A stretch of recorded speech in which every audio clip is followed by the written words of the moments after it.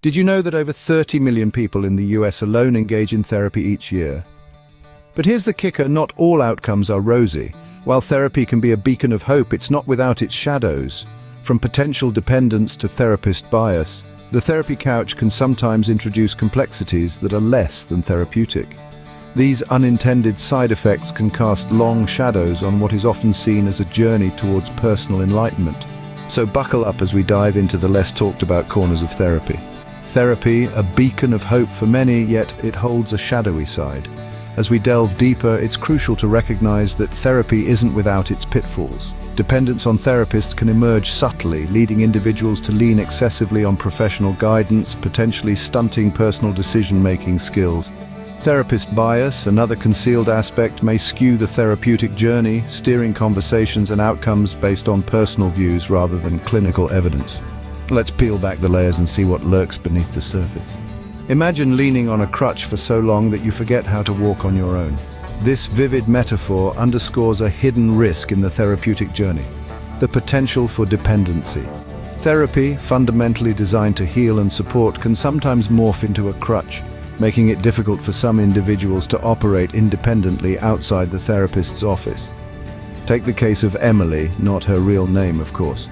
Emily found herself in a situation where every minor decision, from choosing a breakfast cereal to deciding whether to accept a job offer, required a pre-consultation with her therapist. This constant need for validation stripped her of her confidence and ability to trust her own judgment. Such dependency doesn't just limit personal growth, it inadvertently places the therapist in a position of immense influence, which can skew the dynamics of the therapeutic relationship. It's important for individuals to recognize when reliance becomes excessive and to work towards reclaiming their autonomy. Dependency, though comforting, can be a slippery slope. What happens when the balance shifts in the therapy room? Imagine stepping into a space where you're supposed to be the focus, but somehow you end up feeling more like a spectator in your own journey. This is often the subtle yet profound effect of power imbalances in therapy. Therapists, draped in the cloak of expertise and good intentions, can sometimes, albeit unintentionally, place themselves in a position of power that overshadows the client. Let's delve into the mechanics of this dynamic. It begins innocently enough. A therapist offers guidance and a client looks up to them as the authority. But what happens when this admiration turns the therapist into an all-knowing figure? The client, eager to please, might start mirroring back what they believe the therapist wants to hear rather than expressing their true feelings and thoughts. This can lead to a scenario where the therapist's influence grows disproportionately, making the client feel increasingly powerless.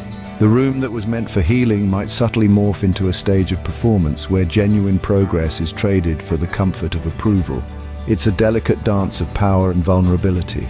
Meet John, who entered therapy seeking solace but found something else entirely. Initially, therapy was a lifeline for John during a tumultuous divorce.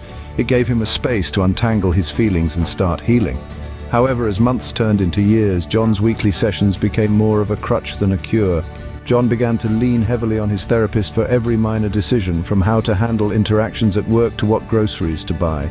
His reliance grew to the point where he felt incapable of making the smallest choices without a pre-session consultation. Social invitations were met with anxiety unless he could discuss them with his therapist first. This dependency stifled John's personal growth. He was stuck in a cycle of seeking validation rather than developing his own judgment and resilience. Friends noticed the change, expressing concern over how therapy intended to empower seemed to be disempowering him instead. John's story is a potent reminder of therapy's double-edged sword. If you're finding this journey intriguing, do show us some love. Don't forget to like this video, subscribe to the channel, and ring that notification bell. Dive deeper into thought-provoking topics with us. Your engagement helps us keep these conversations going. As we wrap up, remember, therapy is a tool, not a crutch. Throughout our discussion, we've seen how therapy, while immensely beneficial, carries its own set of risks.